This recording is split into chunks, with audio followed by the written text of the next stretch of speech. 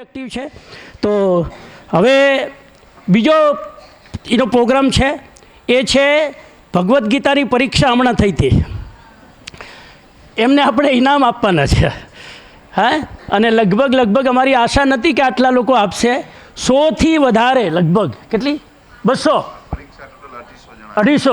Total 250 જણા including શિક્ષકો સહિત શિક્ષકોએ પણ પરીક્ષા આપી છે. એ બહુ મોટી વાત છે. પરીક્ષા લેવાવાળા પરીક્ષા આપે એ બહુ મોટી વાત છે. અને આ હજુ શરૂઆત થઈ છે, અહીંયા પૂરું નથી થયું. દરેક એક્ઝામ આવી, હવે ભગવદ્ ગીતા તો સિરીઝ ચાલવાની છે, બીજી બુકલેટ આવવાની તૈયારી છે, પછી એની પરીક્ષા. અને તમે આ બધી પરીક્ષા આપો ને તમને ઇનામ મેળવો ને તમારી આખા વર્ષની સ્કૂલની ફી ભરાઈ જાય. હા, મજાક નથી. આ આવડત હોવી જોઈએ. माँ बाप ने इतनी राहत कि हम अपना मेहनत करके कमा के फी भरेंगे, बहुत अच्छी बात है. तो एवं 5 બાળકોને જેનો 1 થી 5 નંબર આવ્યો છે એને આપણે ઇનામ આપેલું. ઇનામ બધું ક્યાં ગયું છે ને બધું? હા, ઓકે. પીસ ઓફ માઇન્ડ તરફથી આવા જે 1 થી 5 વિદ્યાર્થીઓ આવ્યા છે. હાલાકી રિઝલ્ટ પણ એટલું બધું ટાઈટ હતું. હું કાલે આવ્યા દક્ષાબેન લઈને આવ્યા કે પેલા નંબરમાં આટલા જણા, બીજા નંબરમાં આટલા. મેં કીધું આ તો અમારું બજેટ ફેલ થઈ ગયું ભાઈ. 24 જણા ટોપ 5માં 24 વિદ્યાર્થીઓ હતા.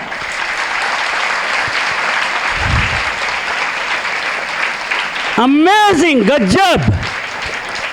30માંથી 30 માર્ક લાવવાવાળા 5 વિદ્યાર્થીઓ હતા. 100 માર્ક. પછી કેટલા 29 વાળા, 28 વાળા. મેં કીધું ભાઈ બીજી વાર પરીક્ષા લો આની. એટલે 1 થી 5 જે 30 માર્ક લઈને આવ્યા એ બધાની ફરીથી પરીક્ષા લીધી. હાર્ડમાં હાર્ડ પેપર કાઢ્યું કે જ્યુસ નીકળી જાય પણ નંબર ના આવે એવો અમે ટ્રાય કર્યો, તોય નંબર લઈને આવ્યા. એવા 5 વિદ્યાર્થી જેનો 1 થી 5માં નંબર આવ્યો છે. તો આ બાળકો શું ન કરી શકે? કોણ કહે છે સ્માર્ટનેસ નથી? કોણ કહે છે આપણી મેમોરી નથી? કોણ કહે છે આપણને ભગવદ્ ગીતા અને શાસ્ત્રોમાં ઇન્ટરેસ્ટ નથી? બધું જ છે. બસ એક માહોલ ઊભો કરવાની જરૂર છે. અને પુરુષાર્થ સ્કૂલે આ માહોલ ઊભો કર્યો છે. આવો માહોલ કોઈ સ્કૂલ ઊભી કરી શકતી નથી જે માહોલ અહીંયા ઊભો કર્યો છે. એ માટે ભીમસિંહભાઈ અને આખી ટીમ, શિક્ષકોની પ્રિન્સિપલથી લઈ આખી ટીમને આનો શ્રેય જાય છે કે વિદ્યાર્થીઓની અંદર આ ભાવના ભરી છે કે કોઈ પણ એક્ટિવિટી હોય એમાં અમે આગળ હશું. બધી એક્ટિવિટીમાં અહીંથી 2 કલાક પછી આ કઈ એક્ટિવિટી જશે એને ખબર નહીં હોય, તમને ખબર નહીં હોય. અને પછી તમારે શું કરવાનું?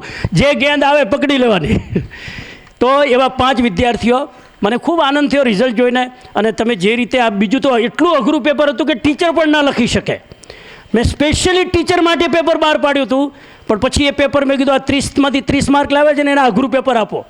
અને એમાંથી એ લોકો નંબર લઈને આવ્યા છે. પહેલો નંબર, પહેલાં 5મો લઈએ આપણે. 5મો નંબર, છેલ્લો 5મો નંબર આવ્યો છે સાદિયા રવિભાઈ વિનેશભાઈ. આઈએ, come on the stage.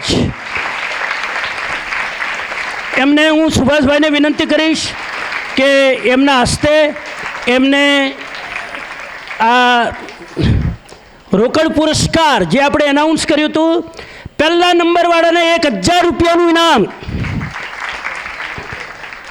Very good.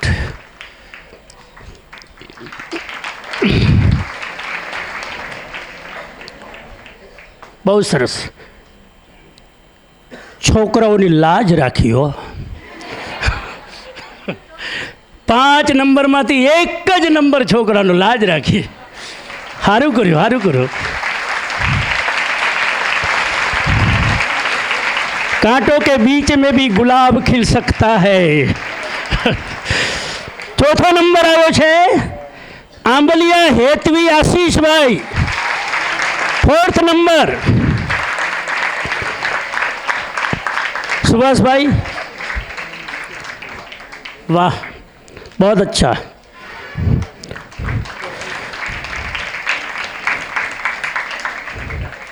ચોથા નંબરવાળાને 300 રૂપિયાનું ઇનામ.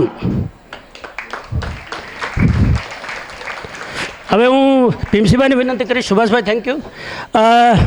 ત્રીજો નંબર ત્રીજા નંબરવાળાને 500 રૂપિયાનું ઇનામ. બોરડ જિહાદ શાહ, બોરડ જિહાદ શાહ, તપોવનની દીકરી, ત્રીજો નંબર. આવો. થર્ડ નંબર, 500 રૂપિયાનું ઇનામ.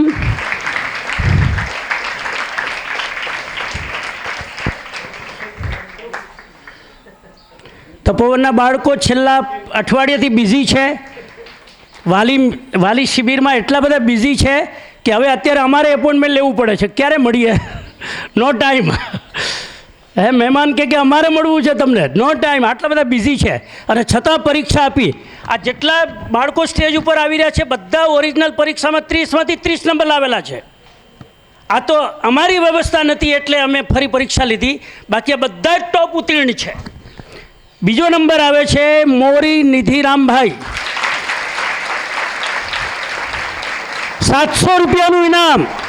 એમને હું સાગરભાઈને વિનંતી કરું, સાગરભાઈના હાથે પ્રિન્સિપલ. સાગરભાઈ આવો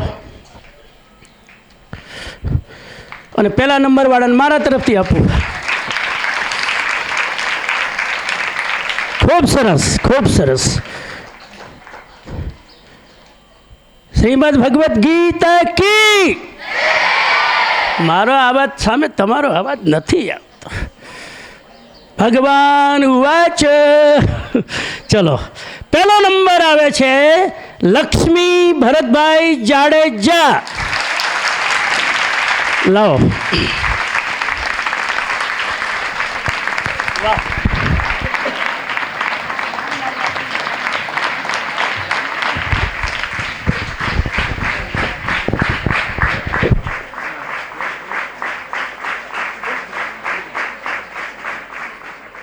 હવે ભગવદ્ ગીતામાં 5 નંબર તો આવી ગયા, બાકીના લોકોએ પરીક્ષા આપી એનું શું કરવાનું? એટલે મેં દક્ષાબેનને કીધું કે એક્સ્ટ્રા એફર્ટ કર્યો છે, કેમ કે કમ્પલસરી નહોતું, સ્વેચ્છાએ હતું ને એક્સ્ટ્રા એફર્ટ કરીને જેટલા પણ બાળકો પરીક્ષામાં ભાગ લીધો છે બધાને ઇનામ આપવા જોઈએ. એ બધાને આપણે અત્યારે નહીં, ટાઈમ બહુ થઈ જશે, અત્યારે આપણે પ્રતિક રૂપે 5 જણને બોલાવીએ છીએ. બાકી બધાને ક્લાસરૂમમાં એક ટોકન ઓફ એપ્રિશિએશન જેટલાએ પરીક્ષા આપી છે એ બધાને આપવું જોઈએ, કેમ કે એ લોકોએ એક્સ્ટ્રા એફર્ટ કર્યો છે, વધારે મહેનત કરી છે. પરીક્ષા આપવાની જરૂર નહોતી છતાં આપી છે, તો એ બધાને આપણે સન્માનિત કરવા જોઈએ. તો 5 જણ એવા આવી જાય, નામ લે, સ્ટેજ ઉપર આવી જાય. 12મામાંથી બાબરિયા ભવદીપભાઈ. બાબરિયા ભવદીપભાઈ જલ્દીથી આવી જશે. 10મામાંથી બેરા હીરબેન. દક્ષાબેનને વિનંતી કે આવી અને બાળકો છે એમને પ્રતિક રૂપે ડ્રોઈંગ બુક અને કલર આપશે.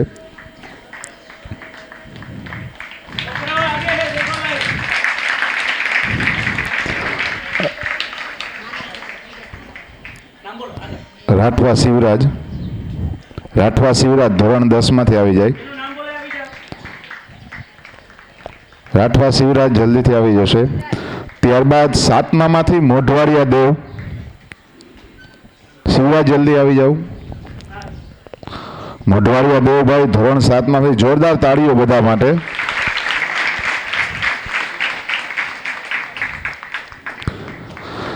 છઠ્ઠામાંથી પાથર રુદ્રભાઈ. છઠ્ઠામાંથી પાથર રુદ્રભાઈ. 10મામાંથી શિવરાજભાઈ. જોરદાર તાળીઓ બધા માટે. 5મામાંથી જોશી શિવભાઈ. જોશી શિવ.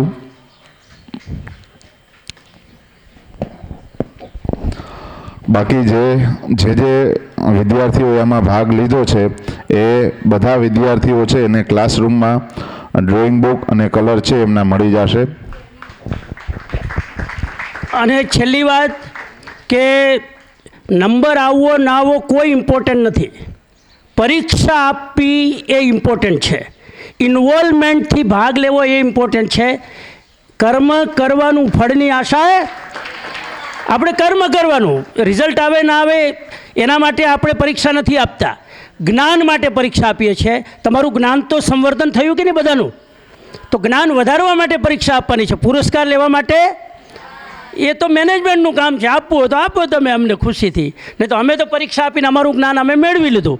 આ ભાવ રાખવાનો, ક્યારેય પણ લાલચ પુરસ્કારનો ભાવ રાખીને એક્ઝામ આપવાની નહીં. દિલથી મન થાય આપવાનું. અને હું ઈચ્છું છું કે દરેક લોકો આવી એક્ટિવિટીમાં ઇન્વોલ્વ થાવ. આ જ્ઞાન જિંદગીભર કામ આવશે. ભગવદ્ ગીતાનું કામ જિંદગીભર કામ આવશે. સારી વસ્તુ છે. ઘણા નહીં આપી શક્યા હોય because of pressure, because of other activities. I understand, no problem. Enjoy and આપ સ્પિરિચ્યુઅલ જર્ની, એજ્યુકેશનની જર્ની આપની ચાલુ રહે. સુભાષભાઈ પણ આજે જ સવારે અમેરિકાથી બરોડા આવ્યા. બરોડાથી આખી રાત ટ્રાવેલ કરીને ભાનવડ પહોંચ્યા છે. આ અવસરે સુભાષભાઈ પણ પોતાના વિચાર વ્યક્ત કરશે. મેં કંઈ સ્પીચ તૈયાર કરી નથી, એમને જ બોલું છું વગર, એટલે ભૂલચૂક થાય તો માફ કરજો બધા. જેને ઇનામ મળ્યું છે એને બધાને કોંગ્રેચ્યુલેશન પહેલાં, અને નથી મળ્યું એને પણ કોંગ્રેચ્યુલેશન કે તમે પ્રયત્ન કર્યો છે. whoever does effort they will get a fruit someday. એટલે તમારે નાસીપાસ થવાની જરૂર નથી, પર્ટિક્યુલરલી ભાઈઓની સાઈડ. હું જોતો તો બિચારા બધા નાસીપાસ મોડા બેઠા હતા. એટલે બહેનોને મળ્યું છે ડઝન્ટ મીન તમે એક સ્ટેપ નીચે છો. એ લોકોએ જરા વધારે એફોર્ટ કર્યો.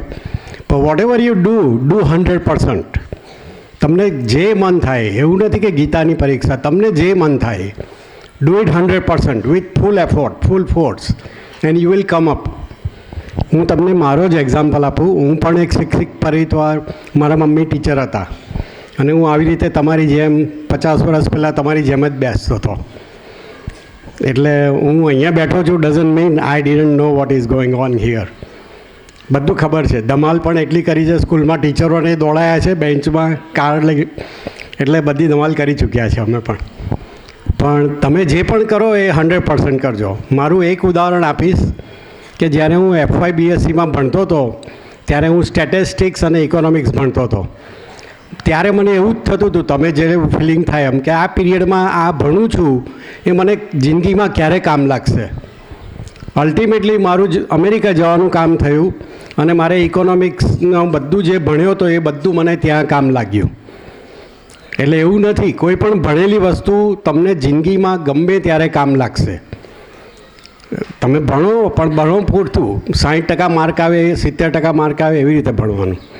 ગમે ત્યારે એ ફ્રૂટ તમે પ્લાન્ટ રોપ્યો એ તમને ફ્રૂટ આપવાનો જ છે. એટલે ડોન્ટ બી નર્વસ કે ભાઈ હું આ ભણીશ અને મને ફળ ક્યારે મળવાનું છે. કૃષ્ણ ભગવાને ગીતામાં પણ કીધું છે, કર્મણ્યે વાધિકા રસ્તે માં ફલેસુ કદાચિન. ફળની ઈચ્છા રાખ્યા વગર કામ કરતા રહેવાનું. એટલે ખાસ મને છોકરાઓનું બધું નાસીપાસ ચહેરો જોઈને મને આ તમને ખાસ કહેવાનું છે કે બહેનોએ બહુ તાળીઓ પાડી. તમે પણ એકવાર તાળી પાડો તમારા જાત માટે, એવરીબડી.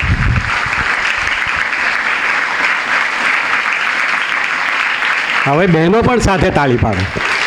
નો ડિસ્ક્રિમિનેશન. પણ બધાને good luck. Everybody did so good. અને મને બહુ આનંદ થયો, કારણ કે હું મારા મમ્મી જોડે આવી રીતે હું બેસતો હતો, નાનો છોકરો હતો ત્યારે. અને મારી એક કથા કહું તમને 2 મિનિટ માટે, કે મારા મમ્મી ટીચર હતા. પછી મને બધું પેલા છોકરાઓ ટ્યુશનમાં ભણવા આવે તો પહેલાં બીજા ધોરણનું મને આમ જ બધું અડધા ફરતા ઘરમાં જ યાદ રહી જાય.